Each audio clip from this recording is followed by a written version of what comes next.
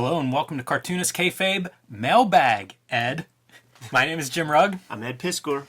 This is exciting. We've been getting lots of mail as always and having a chance to kind of put together an episode like this. I'm excited to go through some of the stuff that our very talented Cartoonist Kayfabe community has sent our way. But before we do, tell us about Red Room. Red Room is bona fide hit comic, man. One of the most popular comics Fantagraphics has ever put out already. Thanks to the Cartoonist Kayfabe audience. Thanks to you, Jim Rugg, for your variant covers. Thanks to Peach Momoko for goosing those numbers up as well. It's out there. It's in stores. Now you got to buy them. The comic is completely self-contained. Murder on the Dark Web for Fun and Profit, Jim, is the name of the game. Every issue that you find, that you see, that you scoop up will give you a complete experience. Right now, we got the pre-orders coming out for issue number 2. You showed off one of your variant covers to great effect. A lot of people freaking love it, man. That Love and Rockets motif. This is issue 2. Cover for issue 3. You could order four issues pre-order right this very minute through the Fantagraphics website, or get it put on your pull list at your local comic shop. Patreon.com/EdPiskor is where you can read these comics ahead of time. I have over 100 pages up there live at this very minute, and I put new strips up every Tuesday. My link tree has the links for all that stuff. You can follow me on Patreon.com/Jim Rugg, where you can see behind the scenes of how I make stuff, like your variant covers, Super cool. Ed. Walking through that process, one of the things I do on there. Also, we're going to look at several mini comics today in this mailbag episode. I make mini comics sometimes and post those for download, the out-of-print, hard-to-find mini comics and zines that I've made. Many of those are available on my Patreon. Right now, I'm wrapping up this side-by-side comparison of 2 Street Angel comics that I drew from the same story. So here you're seeing these spreads are basically the same moment and scene, but couple hundred pages between these 2 versions, and I share the script, I talk about the differences and why I did it differently the second time around. So lots of comics making stuff, lots of artwork. Patreon.com/Jim Rugg is where you can find all of that and lots more. But we're here today, Ed, to go through some of the mail that we've been receiving here at Cartoonist Kayfabe HQ, and I'm just going to kind of rattle through these things. Stop me as you see things. But the first thing I have is Street Cop by Robert Coover.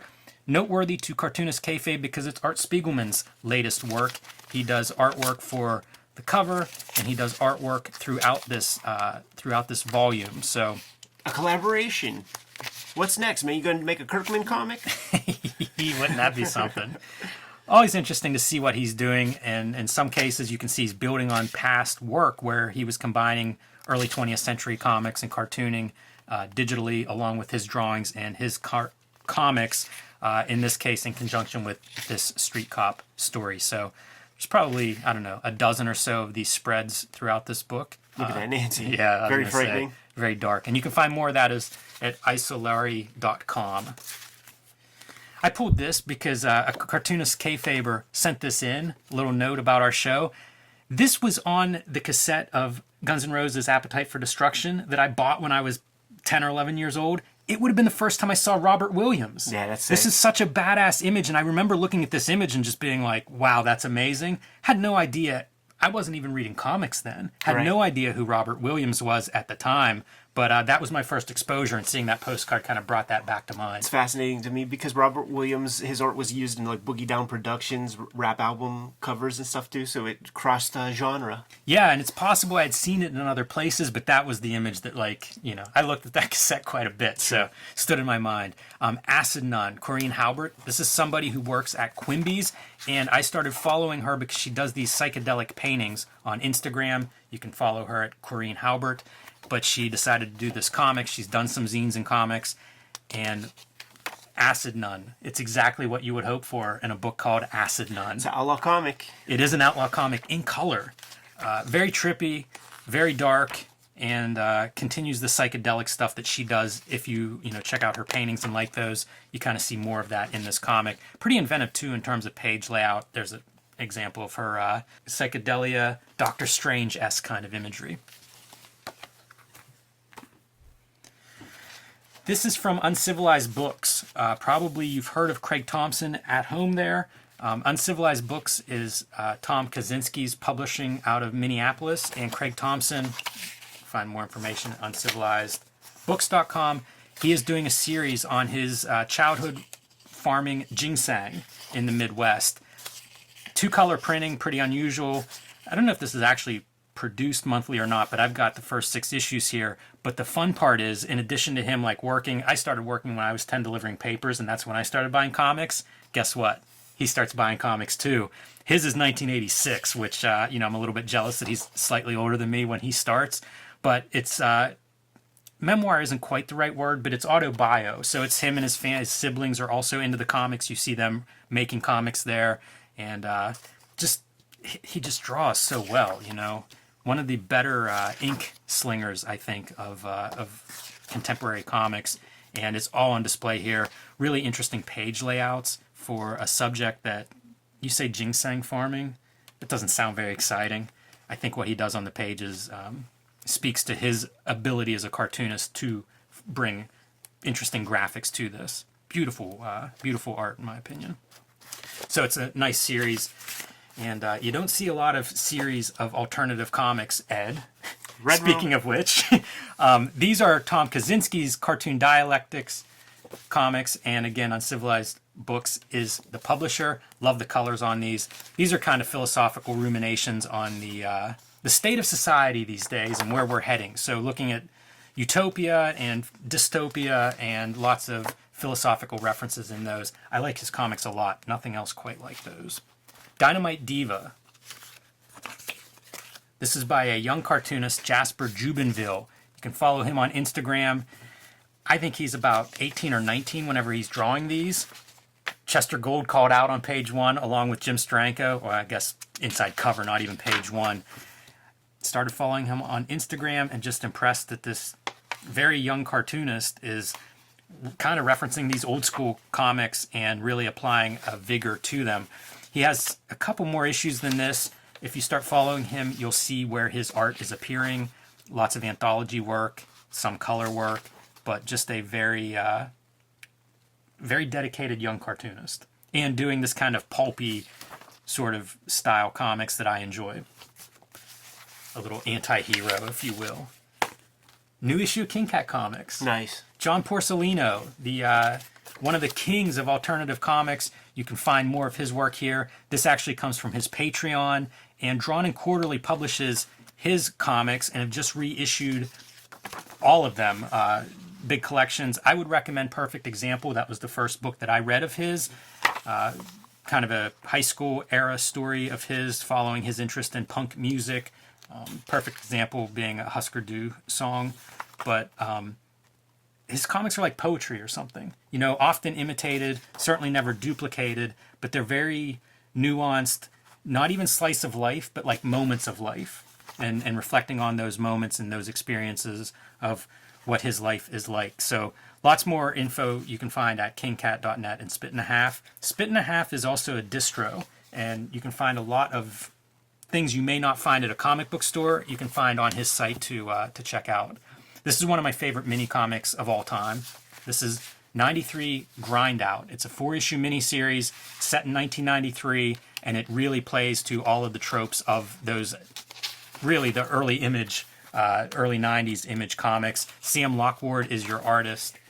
You can find him on Instagram at Sam Lockward, but it is just like, think of Brigade and Bloodstrike and these kinds of teams just killing each other. And each time a character, you get to the end of most of these issues and 1 or 2 team members are alive, just enough for the next team to show up on the spot and take over the killing and the battles. This is kind of a cool series. Look at the giant arm on this, mutated arm on this guy.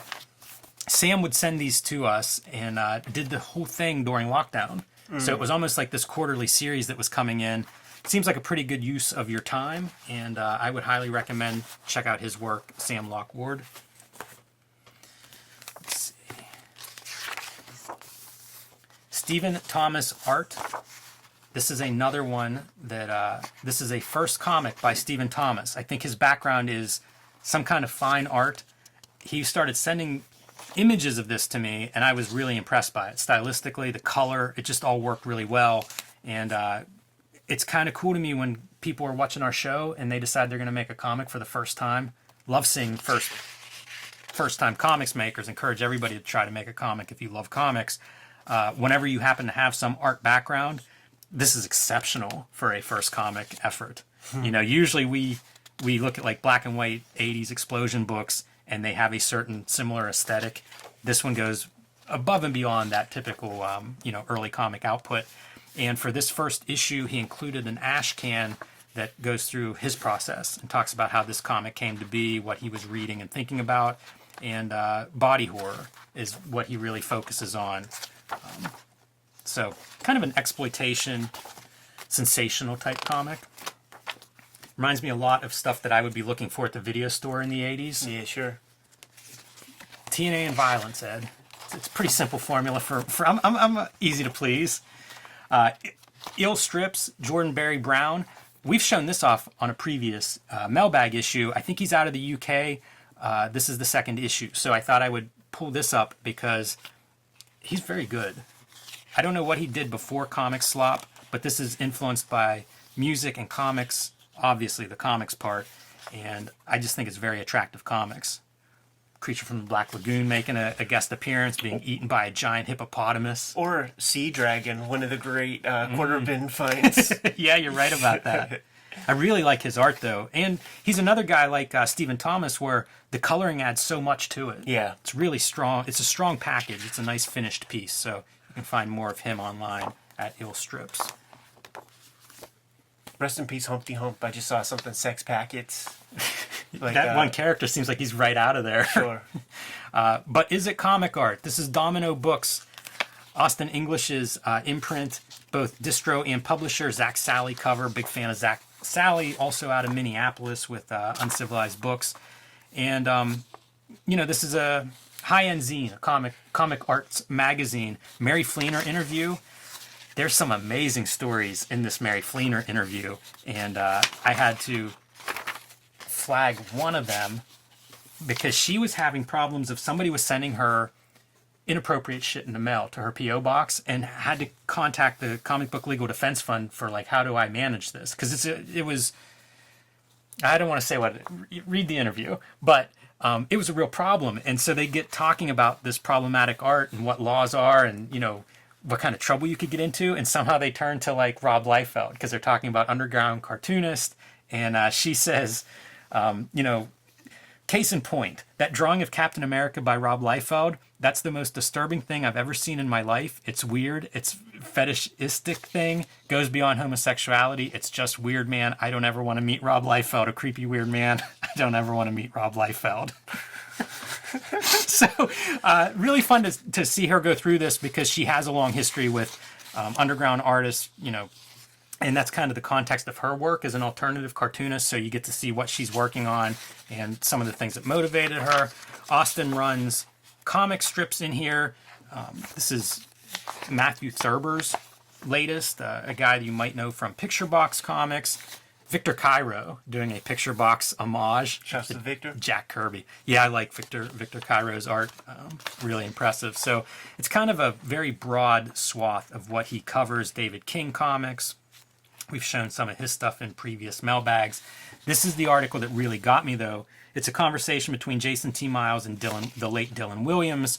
So that's kind of cool to get a chance to read an interview with Dylan Williams that I hadn't seen before. And then A Brief History of Puppy Toss was a collective in the Bay Area that Dylan Williams was a part of. And this is going through and talking to members of that collective and just really interesting overview of that time period. This is something, again, from Dylan Williams that was pulled off the internet, but it's a review or a response to Comic Relief, the legendary Rory Root comic book store in the Bay Area. Dylan had worked there in the early 90s, and going back and visiting it in 2010, I don't know if Rory Root had maybe died around this time or was in poor health, but talking about the state of that store and how, you know, it had gone from being one of the great stores to, you know, pretty quickly losing that personality. And always love, you know, reflecting on comic book stores and things of that nature. So the other thing with Domino Books is he distributes a bunch of stuff. Recently he got hold of these underground like Skull comics he had on there. You'll see European stuff, old things that I thought were out of print 10 years ago. So that's one of the really interesting things with Domino Books is just, again, like spit in half. You can find stuff there that really can't find anywhere. Penny, a graphic memoir by Carl Stevens. This is out everywhere now. We did a cat comics episode. I'm a cat fan, as everybody knows. Here's Carl Stevens' contact info. He has a very realistic style going all the way back. He won a Xeric grant. I used to follow some of his different comics, but he's always had this very realistic style, often in black and white. In this case, full color. Oh man, to the memory of Tom Spurgeon. But this is a wild comic. One, it's beautiful if you like cats, lots of cat art, but it's following the cat's thoughts, and it's funny. It's kind of like obviously not the way a cat thinks, so it's the cat thinking big thoughts about the world around him, and having these little mini adventures. They're kind of like vignettes, and happy to say the cat does not die in the book. I saw somebody ask if this is a sad comic. It's not. It's a very fun comic. It's very creative. We talk a lot about comic strips and how you find some concept and then you explore it in all these different directions. That's what you're seeing here with Carl Stevens. And, he's been making comics now for, 25 years or more. A very accomplished cartoonist, a very thoughtful cartoonist, and maybe my favorite work of his so far. And I've liked several. I've liked everything I've read of his, but I've really liked a lot of his work, and I think this is a standout. So, pretty cool book. Happy to see it in print. And they did a great job in terms of the production of this. The colors are beautiful. Highly encourage. This is the kind of thing. It's a perfect gift for the cat lover in your life because it's a unique reading experience for sure. John Garvin sent this to me this week, and Ed, I think he sent you a copy as well. We covered one of his previous books, which was the Landon course, the correspondence course from the early 20th century. You can find this and order it for yourself at enchantedimages.com. But he's done 2 of these now that are just reproductions of the, it was a correspondence course, so you would get little booklets of each lesson. And what this does is reproduces those lessons.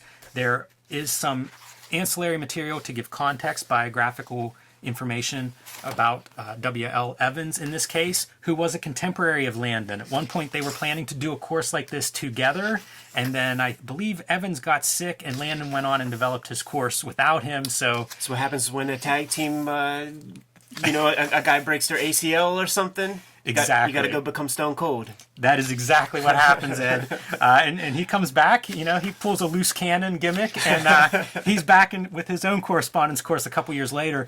It was real interesting. Like, you go through some of the contextual information on this, and there were so many of these. There were just pages and pages of ads of this stuff in the early 20th century. I forget when this one's from, but like copyright 1916. So, early days. And it's when you could make a living doing this. So, it's almost like, I think there are some negative things with higher education these days. It's kind of exploitative, at least some elements of it. And in some ways, I feel like this was your predecessor, where you had all these people that were making correspondence courses. It was kind of like higher ed before higher ed becomes what it is today. And some of them are legit, like these cartoonist courses. And he talks about what elevates these particular courses and why they stand above some of the other ads that you would find in those same pages. But I love this kind of stuff. I'd be curious to see some of the bad ones. Like, let me see who the 1915 version of Blitz is. You're right. I'm curious about that too now that you say it. So, if you're watching this at home, I would say go watch our Landon course episode, because we do spend 25 minutes going through that other volume. And for John Garvin, this is a print-on-demand book.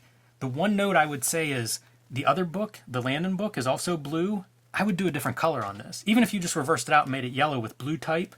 Just to make them stand out. When I opened the box at first, I was like, "Oh, I have this book," right? And then realized it's a companion piece. So very cool stuff, and encourage you to check that out at Enchanted Images, because it's a fun history of comics. Johan has been cooking, huh?